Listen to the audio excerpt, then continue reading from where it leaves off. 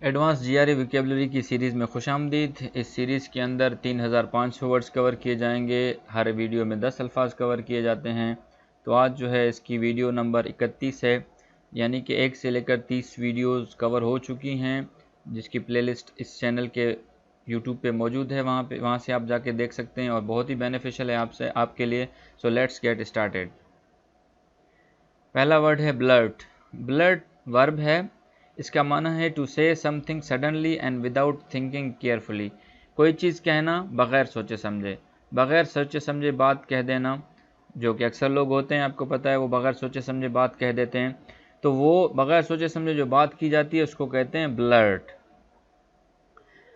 यानी कि एग्जाम्पल है, she blurted it out before I could stop her.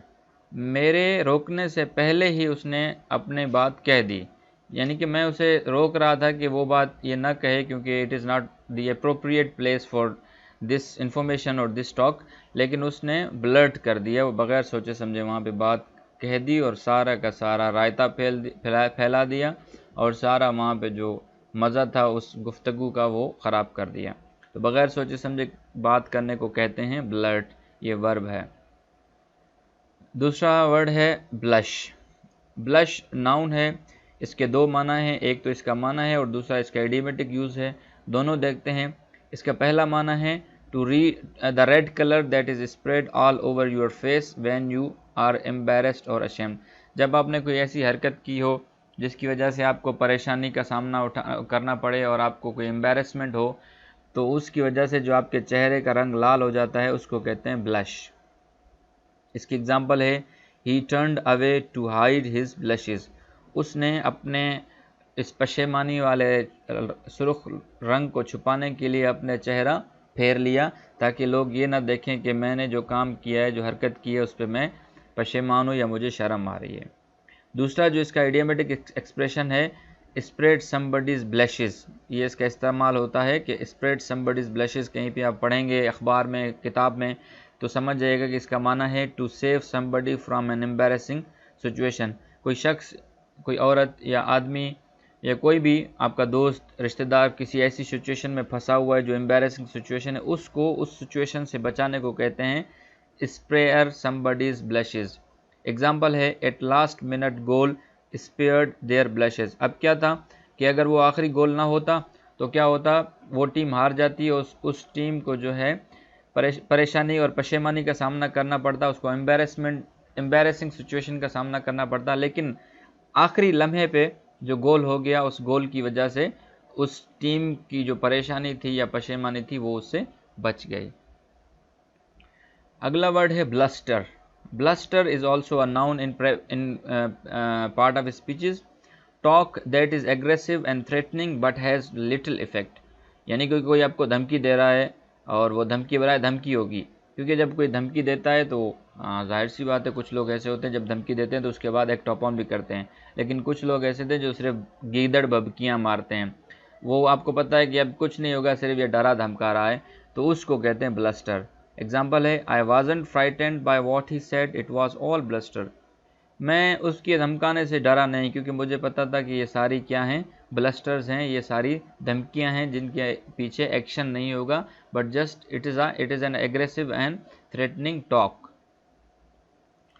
Next word है जीआरई का, बोड वेल एंड बोड इल। ये वर्ड नहीं है, सॉरी, ये इडियम है। ये दोनों तरीके से इस्तेमाल होता है, बोड वेल भी इस्तेमाल होता है और बोड इल भी होता है। दोनों को माना देख सकते हैं। टू बी गुड, अगर बोड वेल का मतलब हो तो किसी के साथ या किसी शख्स के साथ अच्छा होना। अगर बोड इल का साथ लगा हुआ तो to be have bad sign for somebody something.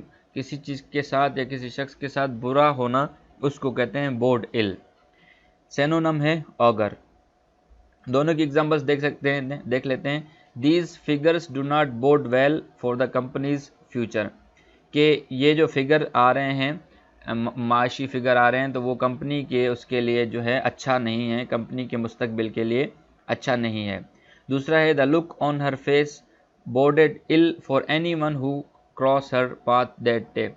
उसके चेहरे पे जो लुक था, उस लुक ने तमाम उन लोगों के लिए जिसने उसका चेहरा देखा और उस रास्ते से क्रॉस किया, वो उनके लिए अच्छा शगुन नहीं था, बल्कि वो उसके लिए बुरा शगुन साबित हुआ, वो बुरी चीज़ साबित हुई। नेक्स्ट वर्ड है बॉग।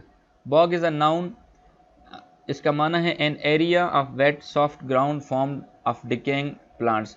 जब पौधे नीचे से गल जाते हैं तो वहाँ पे जो है उनका नीचे वाला एरिया है, जड़ों वाला एरिया, वहाँ पे गीला गीला सा हो जाता है और वो जो उनकी जड़ें हैं वो फट जाती हैं और वो गीला एरिया हो जाता है, नरम एरिया हो जाता है, तो उसको कहते हैं बॉग। इसकी एग्जांपल है अ पीट बॉग। इसकी दूसरी जो सोशल मीनिंग है वो है अ टॉयलेट और बाथरूम। बाथरूम और टॉयलेट को भी बॉग कहते हैं। जैसे कि एग्जांपल है have you got any bog roll. जैसे वो टिश्यू होता है जो बाथरूम पेपर होता है, तो हम कहते हैं ना कि क्या आपके पास है बाथरूम पेपर, तो यहाँ पे आप उसको बॉग रोल के तौर पे भी इस्तेमाल कर सकते हैं। ये इसका इनफॉर्मल मीनिंग है बाथरूम और टॉयलेट के लिए। Sixth word in the row is bohemian. Bohemian is an adjective. इसकी माना है living in a very informal way without following accepted rule of behaviour और often involved in the arts.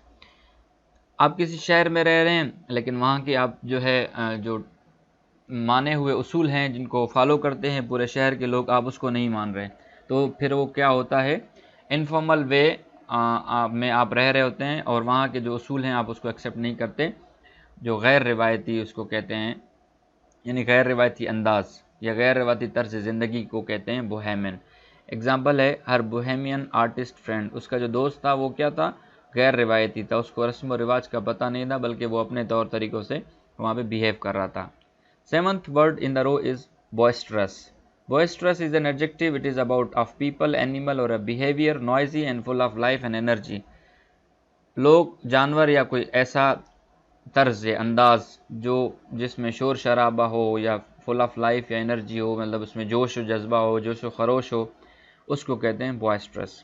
Example है it was a challenge keeping 10 boisterous 7 years old amused. It was a challenge keeping 10 boisterous 7 years old amused। कहते हैं कि एक बहुत ही बड़ा challenge है कि आप 10 जो हैं ऐसे लोगों को जो शोर शराब करने वाले हैं उनको आप खुश रखें और उनको अम्यूज़ रखें। दूसरा इसकी माना है the children and the dogs raced out of the house to give me a boisterous welcome.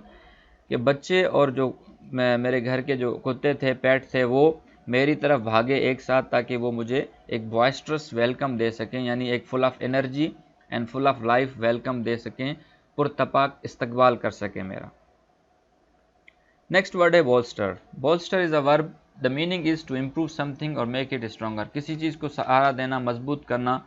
Bolster जो है वो अक्सर यूज़ होता है अखबारों के अंदर, हमने देखा है, और किताबों के अंदर भी यूज़ होता है, because these are academic words, you must make them part of your permanent memory. तो बोल्स्टर जो है मजबूत करना, सहारा देना। एग्जाम्पल है I needed to stress the bus driver's evidence in order to bolster my case. मैंने जो बस का ड्राइवर था उसके शवाहिद पे जोर दिया क्योंकि मैं चाह रहा था कि मेरा केस इससे मजबूत हो। दूसरी इसकी माना है फॉलिंग इंटरेस्ट रेट में help to bolster of the economy. सूद के जो शरह है वो गिर रही है, तो इससे ये हो सकता है कि इकोनॉमी जो है वो मजबूत हो, पाकिस्तान जो मईशत है वो मजबूत हो। सेकेंड लास्ट वर्ड है बोम्बास्ट। बोम्बास्टिक आपने सुना होगा, words which sound important but have little meaning used to impress people. सिर्फ और सिर्फ लोगों को खुश करने के लिए बोले जाते हैं, उनके अंदर कोई हकीकत नहीं होती, लफाजी कहते हैं इसको। His speech was full of bombast. उसकी जो तकरीर थी वो बस अल्फाजों से भरी हुई थी, देयर वॉज नॉट रियलिटी और any spirit. Last but not the least is bookish, जो कि अच्छी बात है। Interested in reading and studying rather than in some active और प्रैक्टिकल थिंग। पढ़ाकू, पढ़ते रहना, किताबों को चाटते रहना, बुकवर्म भी इसको कहते हैं। एग्जाम्पल है he was more bookish intellectual than many of his fellow students, कि वो अपने दोस्तों से ज़्यादा क्या था, बुकिश इंटेलेक्चुअल था, पढ़ता रहता था किताबें। तो ये थे आज के वोकेबलरी के वर्ड। अब तक के लिए इतना ही। अपने और अपने इस चैनल का ख्याल रखिएगा। अल्लाह हाफिज़।